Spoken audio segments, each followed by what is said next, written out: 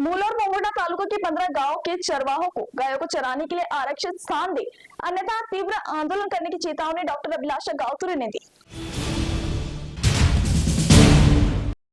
मूल और पोंगुना तालुका के बेंबाड़ा, बबरा, कोरंबी, नवेगांव, भुजला, चक, दुगाड़ा, भोसरी, लालहेटी, थेरगांव, नांदगांव, भंजाड़ी, पिंपरी, दीक्षित, मालदुगाला, रेगड़ी, येसगांव परिसर के गोलकर और धनगर समाज के सामने वन विभाग के चराई नीति के कारण गाय, भैंस, बकरी और भेड़ चराने की समस्या उत्पन्न होकर चारे के अभाव में सैकड़ों जानवरों की भूखे मरने की नौबत आई है। इस परिसर में गोलकर, कुमार और धनगर समाज के लोग सैकड़ों वर्षों से गाय, भैंस, बकरी और भेड़ पालकर अपना जीवन यापन करते आ रहे हैं। पहले केवल वन क्षेत्र में ही चराई की जाती थी, लेकिन पिछले कुछ दशकों से वन विभाग की हठधर्मिता के कारण इन जानवरों की चराई में स्फोटक स्थिति निर्माण हो गई है। वन विभाग की आवश्यकता न होने पर वन पार्कों और वृक्षारोपण के नाम पर वृक्षारोपण करके चराहा क्षेत्रों को नष्ट कर दिया गया है।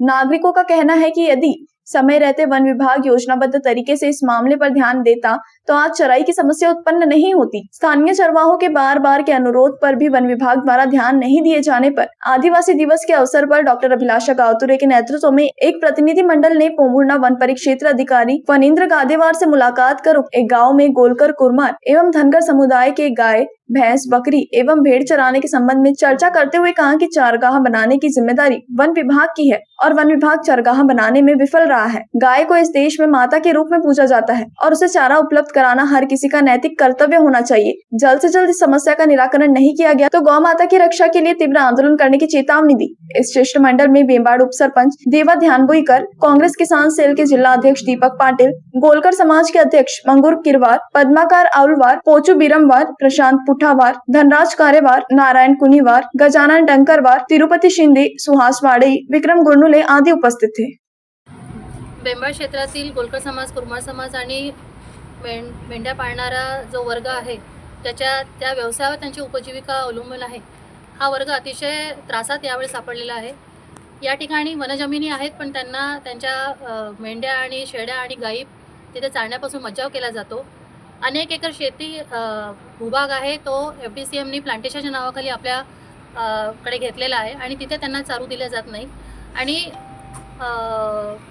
बाकीच्या परिक्षेत्रामध्ये शेत्या आहेत म्हणून हा वर्ग अतिशय त्रस्त झालेला आहे की यांनी आपला व्यवसाय करायचा कसं, आपल्या मेंढ्या चारायच्या कसं, त्यांना जगवायचं कसं। त्या जर जगले नाही तर हे सुद्धा जगणार नाही, ही सरळ सरळ गणित आहे। आणि म्हणून आम्ही वन परिक्षेत्र अधिकारी यांना इथे निवेदन द्यायला आलो आहे की त्यांच्या प्रश्नाकडे अतिशय गंभीर्याने बघावं, सौहार्दाने बघावं आणि त्यांचा प्रश्न सोडवावा।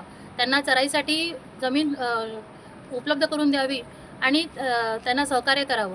आणि वनक्षेत्राची भूमिका आम्ही नेहमीच पाहिलेली आहे, दात्याची भूमिका। अनेक हेक्टर जमीन हे कारखानदारांना आणि भांडवलदारांना यांनी दिलेलं आहे खाणी निर्माण करायला आणि हॉटेल आणि बॉटनिकल गार्डन निर्माण करायला। आणि जेव्हा हीच दातृत्वाची भूमिका जेव्हा गरीब लोक त्यांच्याकडे जातात आणि म्हणतात की आम्हाला द्या, तेव्हा त्यांची अतिशय नकारात्मक भूमिका असते। या भूमिकेवर आम्ही प्रश्नचिन्ह उभा केलेलेच आहे आणि आम्ही अपेक्षा करतो की त्यांनी परत गांभीर्याने विचार करावा आणि ज्या प्रकारे हे लोक धनाढ्यांना आपल्या जमिनी देतात, आपली जंगलं देतात, त्या प्रकारे या गरिबांना सुद्धा त्यांचं पोट पाडण्यासाठी आणि त्यांच्या गाई म्हशी जगल्या पाहिजे यासाठी सुद्धा त्यांनी काही क्षेत्र त्यांच्यासाठी उघडे करून द्यावे आणि त्यांच्यावर त्यांना सहकार्य करावं ही विनंती घेऊन आम्ही आज इथे आलेलो। धन्यवाद। मेंढपालवाले आहो आम्ही मागणी चराई मागणी करायसाठी आलो आणि आम्हाला बहुत त्रास आहे।